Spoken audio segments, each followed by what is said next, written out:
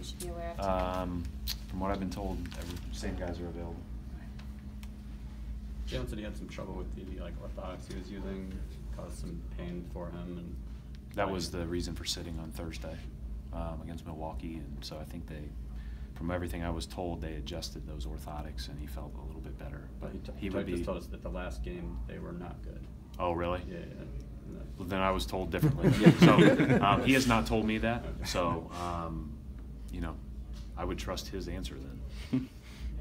Do you have to monitor him a little more closely? Well, if that's the case, then obviously it's something that our trainers will bring up to us as we go through shoot around and into the game. But I was not given any indication that he would not be available as of this morning. Obviously, that can change after the shoot around.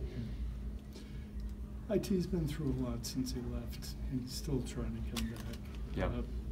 Your heart go out to him? No question. There's no question, and as you know, IT is one of a kind, and for all of us that have been with him and spent time with him, hopeful that this time when he comes back, he feels great and is ready to roll. And there's no question that his impact on an organization and a team is hard to match. I mean, he meant so much to me, and the way that he kind of captivated Boston and the years that he had there, it's amazing. He's an amazing guy, and we still obviously still keep in touch pretty regularly,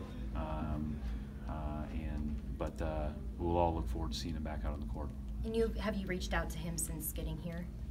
I have not seen him since we got here. I texted with him middle of last week, and quite a bit since they had their daughter.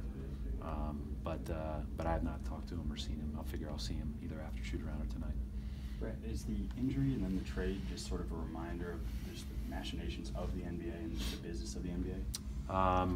These guys that cover us every day know that was a really hard time because there was never a thought that we would possibly have traded him, and then Kyrie became available.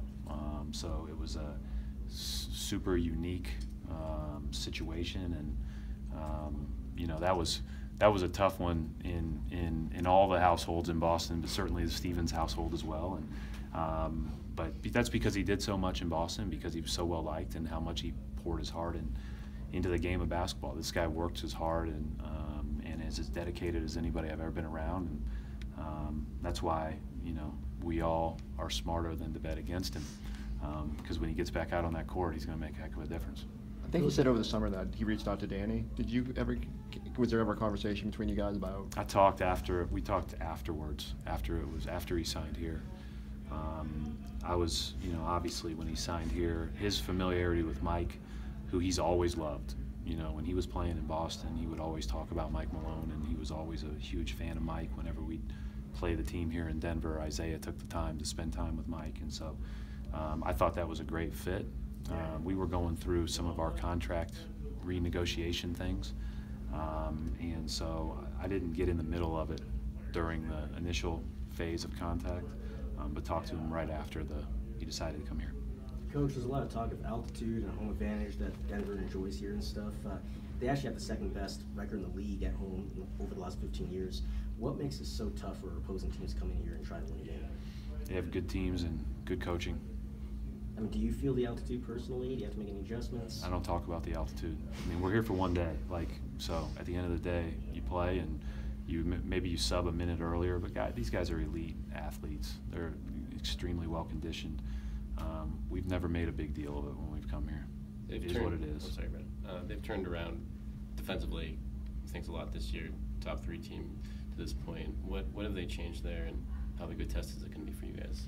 Well, they're extremely aggressive on pick and rolls. So Jokic and Plumlee are no longer back in pick and rolls. They're way up, and they've done a great job of doing what you have to do when you do that, and that is really pulling in behind it with 3 guys helping.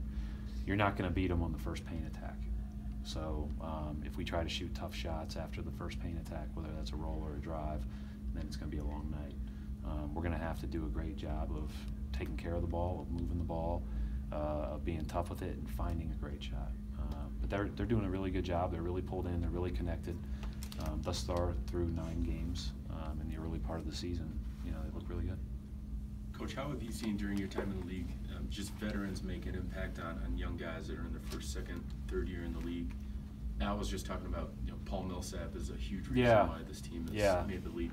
Well, Paul, that doesn't surprise me at all. I had the pleasure of coaching Paul in that All-Star game, and I remember like briefly saying to Paul, like, you don't love all the festivities, do you? No, he's a no BS guy, and I think that's what I appreciate the most about him. And clearly, when you have good leadership like him and IT that are older, that have been there and done that, you know, I think that's the key. You know, the difference between, or everybody says you got to have veteran presence. You have to have good veteran presence, and those guys are that, and we're lucky to have that as well. You mentioned the other night that you felt like twos were more of an issue than the threes. Anything stand out in film when you were watching? Well, we're 30th in that in shooting twos, and last year we were not very good either.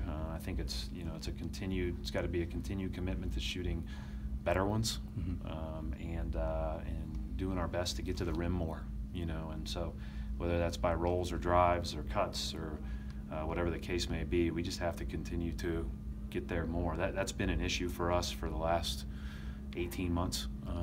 You know, prior to that, we were pretty good at it. So we just got to keep hammering on it, see if we can't get a little bit better. Thanks, Coach.